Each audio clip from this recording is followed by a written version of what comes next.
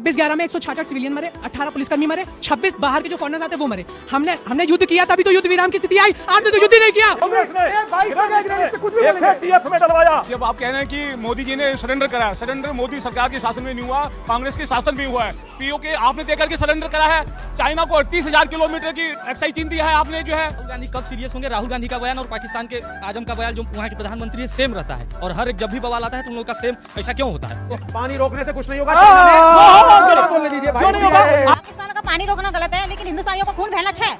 चाहता हूँ विपक्षियों के लिए एक तो सेना के ऊपर सवाल उठाना बंद कर दे, क्योंकि इससे सेना का आत्मविश्वास कम होता है, हमारा जनता का आत्मविश्वास कम होता है। हमें पता ही चलता है हम जीते नहीं। एक मैं भाटी जी के लिए कहना चाहूंगा, जीते कि नहीं? बिल्कुल जीते हैं सर, हमें पूरा भरोसा, अपनी आर्मी पर भरोसा, अपनी सरकार पे भरोसा है। भारत माता की जय। आपका सवाल क्या है, बोलिए। टेढ़ी दुम पकड़कर राहुल गांधी आज क्या बोले तूने? टेढ़ी दुम पकड़कर राहुल गांधी आज जो पाकिस्तान परस्ती स्टैंड लिया है वो पूरे देश को पता है अपने वोट बैंक के लिए लिया है। क्या कांग्रेस का ये मानना है कि कांग्रेस का कोर वोट बैंक माइनॉरिटी इस देश के खिलाफ खड़ा है? तो दोस्तों, फर्स्ट हाफ में आपने देखा होगा किस प्रकार विवेक श्रीवास्तव द्वारा हिंदुओं पे कटाक्ष किया जाता है, हिंदुओं के प्रति इतनी नफरतों की बातें की जाती है। आपने ये भी देखा होगा विवेक श्रीवास्तव द्वारा बोले गए अमर्यादित बयान को ऑडियंस का कितना गुस्सा फूटता है, और विवेक श्रीवास्तव को नंगा करके सब नचा देते हैं। अपने सवालों पे, पूछे गए सवालों पे ऑडियंस के विवेक श्रीवास्तव जवाब नहीं दे पाते हैं, फिर ऑडियंस पे ही गुस्सा होने लगते हैं। अजय उपधिया भी वहीं साथ ही रह के उनकी अच्छे से खिंचाई करते हैं ऑडियंस, और अजय उपधिया द्वारा किए गए खिंचाई पे काफ़ी अच्छा रिएक्शन आया है। दोस्तों अभी आप देखेंगे आगे कैसे जब विवेक श्रीवास्तव की फटने लगती है तो वो अपने बातों को गोलमोल घुमाने लगते हैं और दिशा से भटकाने लगते हैं, लेकिन ऑडियंस पढ़ी लिखी है, वो दिशा से नहीं भटकने वाली, उनको अच्छे से लताड़ लगाती है। तो दोस्तों वीडियो को आप पूरा देखते रहिए बिना स्किप किए, और कमेंट में हमें ज़रूर से बताइए कि हाँ ये वीडियो आपको कैसे लगी और आप वीडियो कहाँ से देख रहे हैं। हम मिलते हैं आपसे थोड़ी देर बाद। 26/11 में 166 सिविलियन मरे, 18 पुलिसकर्मी मरे, 26 बाहर के जो फॉरेनर्स आते वो मरे। हमने युद्ध किया तभी तो युद्ध विराम की स्थिति आई। आपने तो युद्ध ही नहीं किया। 26/11 के बाद क्यों नहीं कुछ करा था? में डलवाया कांग्रेस ने, कुछ भी बोलेंगे। टीएफ में डलवाया 22 लोगों। 26/11 के बाद क्या किया था? अच्छा एक बताइए विवेक और राजकुमार भाटी, आप दोनों भी विपक्ष में हैं। 26/11 के बाद क्या कोई मिलिट्री एक्शन हुआ था? देखिए अब क्या हो रहा है मैं आपको बताऊंगा, फिर नाराज हो जाएंगे। 26/11 के बाद मिलिट्री एक्शन हुआ था? मेरी बात बताइए, मैं आपसे दूसरा सवाल पूछ रहा हूँ। देखिए पाकिस्तान 10 नई बिल्डिंगें बना रहा है, ऐसा मुझे पता चला, तो ये 10 नई बिल्डिंगें क्यों बना रहा है? आपको कैसे पता चला? मुझे पता चला। अब आप सुनते रहिए। आपको कैसे पता चला? अब ऐसा है, सुन लीजिए। अब हाँ, जयशंकर जी ने बताया, तो मैंने कहा जयशंकर जी आपने मुझे बताया कि 10 नई बिल्डिंगें फिर पाकिस्तान बना रहा है, वहां जश्न का माहौल है, शायद अच्छा फ्री डांस कर रहे हैं, जुलूस निकल रहे हैं, पाकिस्तानी कह रहे हैं जीत गए। 26/11 उसी पे आ रहा हूं। अब पाकिस्तानी कह रहे हैं भाई हर 6 महीने के बाद अगर मोदी साहब हम पे हमला करेंगे, 10 बिल्डिंगें तोड़ेंगे, हमें IMF से लोन मिल जाएगा, बजाओ ताली, है ना, और उसके बाद हो जाएगा सीज फायर, पापा ट्रंप बैठे हैं। ये हाल है देश का। 26/11 के बाद 26/11 के बाद उस सरदार का जो डर है डॉक्टर मनमोहन सिंह का, पाकिस्तान की रूह में बैठा हुआ है। कुछ नौटंकी नहीं होती, 10 बिल्डिंग खड़ी करो, तोड़वाओ, IMF का लोन डलवाओ, बाबा ट्रंप के चरण स्पर्श करो, और मिलिट्री एक्शन हुआ था। एक मैं कहता हूं सरदार का डर बैठा हुआ है। मैं पूछ रहा हूं आपसे बिल्कुल फैक्चुअल सवाल, क्या 26/11 का मिलिट्री एक्शन हुआ था, आर्मी एक्शन हुआ था? यस और नो, यस और नो, यस और नो, यस और नो। 10 सेकंड्स। चाइना ने धमकी दी है ब्रह्मपुत्र का पानी रोक देगा, नॉर्थ ईस्ट में पानी नहीं जाएगा अगर आपने इंडस वाटर ट्रीटी कैंसिल नहीं खुलने वाली। क्या जवाब? चाइना को बोलो अपनी धमकी। क्या जवाब है? खुलने नहीं वाला। कैसे जाएगा? मैं कह रहा हूं, मैं फिर उसी पानी कैसे जाएगा? बोलो जवाब। अभी आप पीओ के मांग रहे हैं ना? एक सेकंड, अभी आप पीओ के मांग रहे हैं ना? भाई प्लॉट चाहिए कराची में, चाहिए ना? बीच में ना बोल।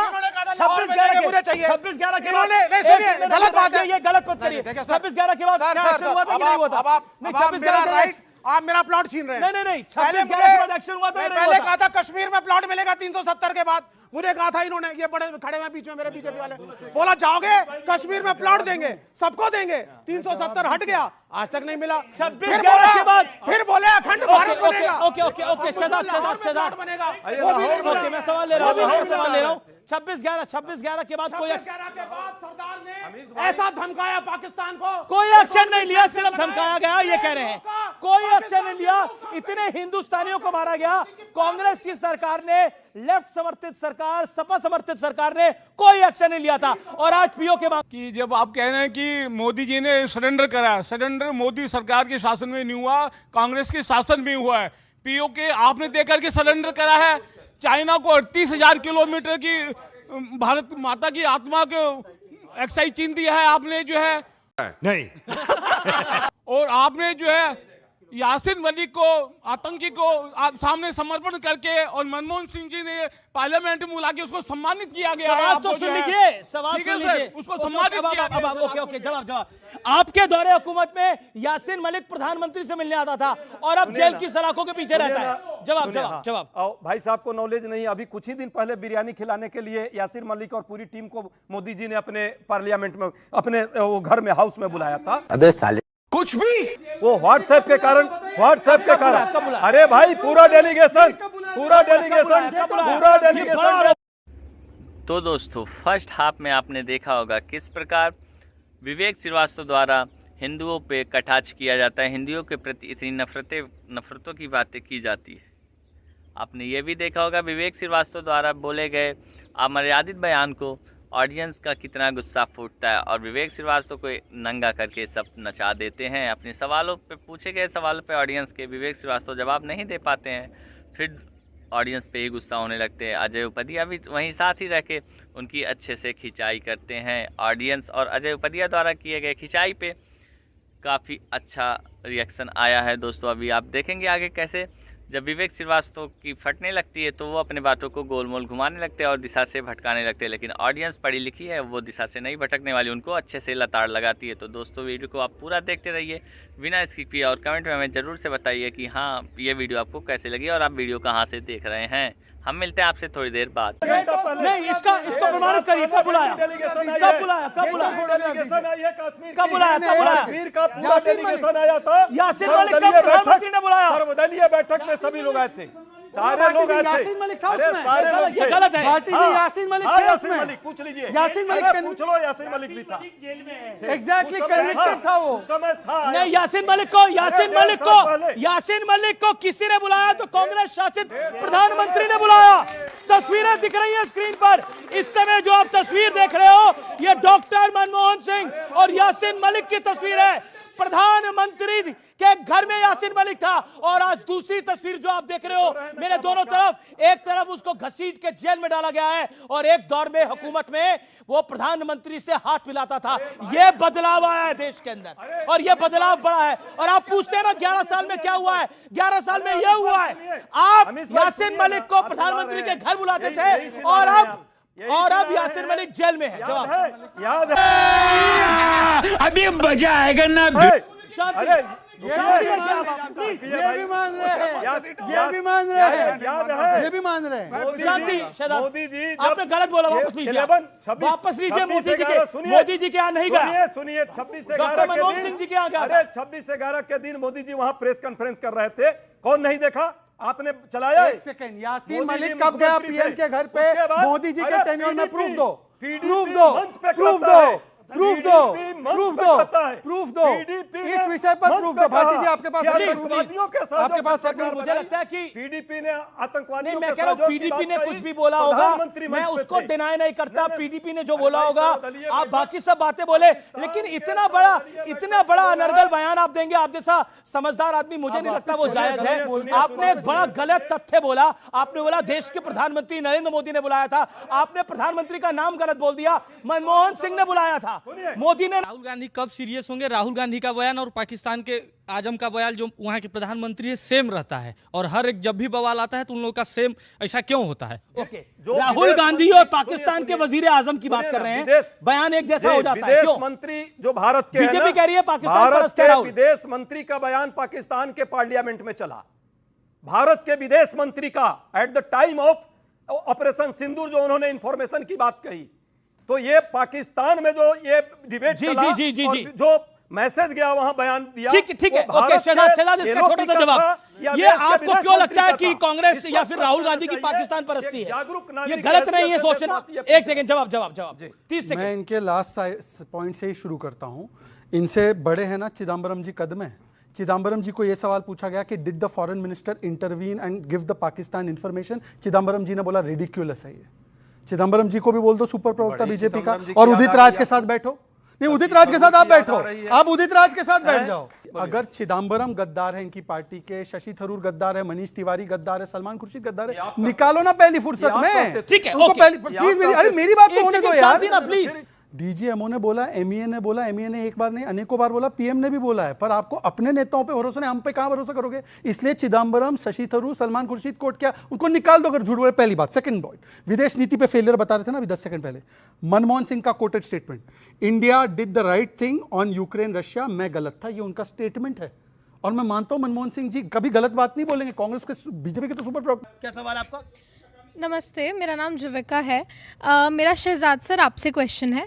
जब सीज़ फायर हुआ था तो इंडिया ने क्लियरली कहा था कि अगर पाकिस्तान ने सीज़ फायर ब्रेक किया तो India will consider it as a war of sign, as a sign of war, या as a sign of war. तो उसके बाद इंडिया ने क्यों कुछ आगे आके नहीं किया? नहीं, अभी और सुनिए। Just for my understanding I would love to know कि ऐसा क्यों नहीं हुआ आगे। मैं इस पे कैटेगोरिकल, सीज फायर का उल्लंघन हुआ तब क्यों नहीं किया? पहले संक्षेप में जवाब 10 सेकंड। बहन, सबसे पहले कोई देश हमारे कोई सीज फायर नहीं है, हमने सेसेशन ऑफ हॉस्टिलिटी किया है। प्रधानमंत्री का एग्जैक्ट बयान था कि इसके बाद any act of terror will be considered as act of war. पर मैं आपको एक और बात बता दूं जो 65 वर्ष में कभी नहीं हुआ, इंडस वाटर ट्रीटी, मतलब बूंद बूंद पानी के लिए तरसाकर, अभी देखिए कि कभी चेनाब ड्राई हो जाती है, कभी झेलम बढ़ जाती है, और वहां पर खरीफ क्रॉप 21% उनका वाटर डेफिसिट है, और पाकिस्तान में खड़े होकर कह रहे हैं कि एक्ट ऑफ वॉर शुरू हो गया है। ये पाकिस्तान में खड़े, please sir please 10 second Bhati ji का, क्योंकि मैं सम्मान कर रहा हूं। और आपके मैं व्यूअर्स के आपको बताना चाहता हूं, इंडस वाटर ट्रीटी के खिलाफ बड़ा प्रोटेस्ट किया है बंगाल में इनकी पार्टी ने करा है कि पाकिस्तानियों को पानी दो। करा कि नहीं करा? पानी रोकने से कुछ नहीं होगा। बोलने दीजिए भाई, क्यों नहीं होगा? आपको लगता है पानी रोकने से कुछ नहीं होगा? हाँ या ना में जवाब दीजिएगा। ओके, जवाब दीजिए माता जी, जवाब दीजिए आप। पाकिस्तान का पानी रोकना गलत है, लेकिन हिंदुस्तानियों का खून बहना अच्छा है। शाबाश बेटा, बहुत बढ़िया। ये है बात, ये है ताकत सिंदूर की। ओके चाहता हूँ विपक्षियों के लिए एक तो सेना के ऊपर सवाल उठाना बंद कर दे, क्योंकि इससे सेना का आत्मविश्वास कम होता है, हमारा जनता का आत्मविश्वास कम होता है, हमें पता ही चलता हम जीते नहीं। एक मैं भाटी जी के लिए कहना चाहूंगा, जीते हैं कि नहीं? बिल्कुल जीते सर, हमें पूरा भरोसा, अपनी आर्मी पे भरोसा, अपनी सरकार पे भरोसा है। भारत माता की जय। सर दूसरा मेरा सवाल है, मैं भाटी जी का कहना चाहूंगा, जो हमारे देश के प्रधानमंत्री आर्मी के पास हर त्योहार पे जाते हैं, आर्मी की वर्दी पहनते हैं, वो अपने राजनीतिक लाभ के लिए नहीं करते। अबे जल्दी बोल, कल सुबह पनवेल निकलना है। एक सेकंड, वो आर्मी का हौसला बढ़ाने के लिए जाते हैं, वो आर्मी का साथ देते हैं कि हम आर्मी के पूरी तरह साथ हैं, वो अपनी देशभक्ति दिखाते हैं, ना कि कोई राजनीतिक लाभ लेने के लिए करते। प्रधानमंत्री हर दिवाली सेना के बीच में जाके मनाते हैं, और ये आज से नहीं है, जब से वो प्रधानमंत्री बने हैं तब से है। और इस देश में कांग्रेस के भी कई प्रधानमंत्री रहे हैं। कितने कांग्रेस के प्रधानमंत्री आर्मी के बीच जाकर दिवाली बनाते थे? अगर इसका कोई सत्य तथ्य है तो अजय उपाध्याय प्रेजेंट कर दीजिएगा, अगर है आपके पास कोई सत्य तथ्य। ठीक है, आपका सवाल क्या है, बोलिए। टेढ़ी दुम पकड़कर राहुल गांधी आज, क्या बोला तूने? टेढ़ी दुम पकड़कर राहुल गांधी आज जो पाकिस्तान परस्ती स्टैंड लिया है, वो पूरे देश को पता है अपने वोट बैंक के लिए लिया है। क्या कांग्रेस का ये मानना है कि कांग्रेस का कोर वोट बैंक माइनॉरिटी इस देश के खिलाफ खड़ा है? तो दोस्तों आशा करता हूँ आपको ये वीडियो काफ़ी पसंद आई होगी और आपने वीडियो को पूरा देखा होगा, वो भी बिना स्किप किए हुए। दोस्तों अगर आप वीडियो को पूरा देखे होंगे तो आपने एक बात तो उसमें नोटिस किया होगा कि विवेक श्रीवास्तव की तरह हिंदू विरोधी हैं। वो हिंदुओं के ऊपर कटाक्ष करने में कभी पीछे नहीं रहते, अपनी हिंदुओं को परेशान करने वाली मानसिकता लेके वो घूमते रहते हैं। जहाँ पाते हैं वो हिंदुओं के प्रति अभद्र भाषाओं का प्रयोग करते हैं, जिसके तहत ऑडियंस उन्हें हर जगह लताड़ लगाती है और उन्हें धोबी पछाड़ देती है। लेकिन इतनी बेइज्जती के बाद भी विवेक श्रीवास्तव कहाँ सुधरने वाले हैं? किसी का पूंछ कभी सीधा नहीं होता दोस्तों, ये चीज़ आपको भी पता है। विवेक श्रीवास्तव को ऑडियंस और अजय उपाध्याय ने मिलकर इस तरह लताड़ लगाया कि वो गुस्से में आ गए और गुस्से में आके ऑडियंस को ही भली बुले बोलने लगे। ऑडियंस से उठे एक बच्चे ने कहा कि अभी सारी हेकड़ी निकाल दूंगा, जिस पे विवेक श्रीवास्तव शांत हो गए और अपने सिर नीचे कर लिए। दोस्तों आजकल की ऑडियंस पढ़ी लिखी होती है, जिस पे विवेक श्रीवास्तव का अच्छे से बजा दिया। विवेक श्रीवास्तव किसी भी सवाल का जवाब नहीं दे पाते हैं दोस्तों, ये वीडियो में आपने ज़रूर देखा होगा। तो दोस्तों अगर वीडियो आपको पसंद आई हो तो हमारे वीडियो को प्लीज़ लाइक शेयर सब्सक्राइब करें और कमेंट में हमें बताएं कि आप हमारा वीडियो कहाँ से देख रहे हैं। हम आपके लिए ऐसे अच्छी वीडियो लेते आएंगे, तो आप हमारे चैनल को सब्सक्राइब करके और कमेंट बॉक्स में अपना नाम और पता ज़रूर बताएं। हम मिलते हैं आपसे किसी और वीडियो में। जय श्री राम।